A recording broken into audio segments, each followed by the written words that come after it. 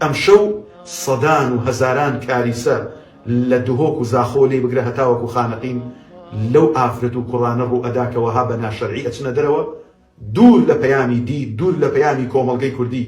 من داوا ئەکەم ئەگەر هەر کەسێک ئەم پەیامی پێگەی لەبەر خاتر خوای پەروەردگار ئەم ئێوارە کە کۆتا ساڵی زاینیە لەگەڵ خێزان و مناڵەکانی دانشێ ئاشتیان کاتەوە ئەگەر هەڵەیان کردووە داوای لێبوردنیان لێ بکە ئەگەر کەم و کوڕی کردووە خۆی لەگەڵ خوای پەروەردگار ئاش کاتەوە ئەگەر ختمێکی قورئانی نەکردووە هەوڵدا لە ساڵی داهاتوو باشتر بێ ئەگەر غیبەتی خەڵکی کردووە خەڵکی لە خۆی ئاش کاتەوە ئەگەر کێشەیەکی لەگەڵ عایلەیەکە هەیە هەوڵدا ئیعادە نەزەری نەفسی خۆی بکە نەوەکو کوردوتەنی شەلم کوێرم بەناو بکەویت. تۆ بۆچی ئاوا ئەم دینەی خۆت هەرزان فرۆشەکەی؟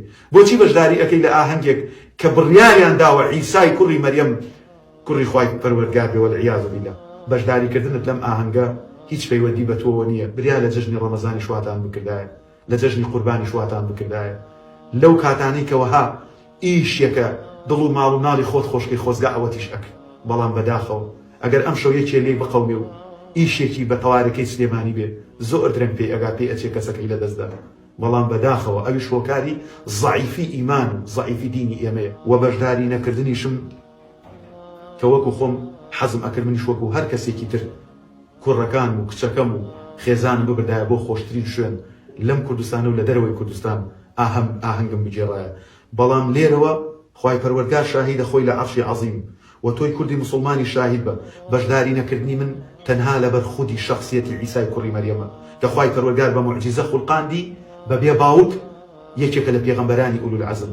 کشانەوەی من لە پرەنسیپی عیسای کوڕی مەریەم سەلامی خوای لەسەر بێ کشانەوەمە لە گەورەترین خاڵی گرنگی بوونی خۆم وەکو مسلمان و ئەو ڕێزەش ئەیەڵمەوە بۆ ئەو ڕۆژەی کە لە قیامەت ئەیبینم ئەگەر خوای گەورە کردی بە نسمەت و لە مەنارەت البەیضا لە دیمەشق هاتە خوارەوە سەربازێک بووین لە سەربازەکانی هەردوو دەستی ماچ بکەم ئەگەر نا لە ڕۆژی قیامەتە خوای گەورە ئەو شەرەفم پێ بەخشێ بڵێ من بەشداریم نەکرد لەوەی کە ئیهانەی زاتێکی گەورەی وەکو تۆ بکەم و ئیهانەی پەروەردگار کەم وەالعیاذ بالله بڵێم تۆ کوڕی خوای بەڵکو تۆ خوای پەروەردگار بەبێ باوک تۆی خوڵقان بەبێ مامە و باوان بووی بە پێغەمبەرێکی ئولو العەزم بۆ بەنی ئیسرائیل.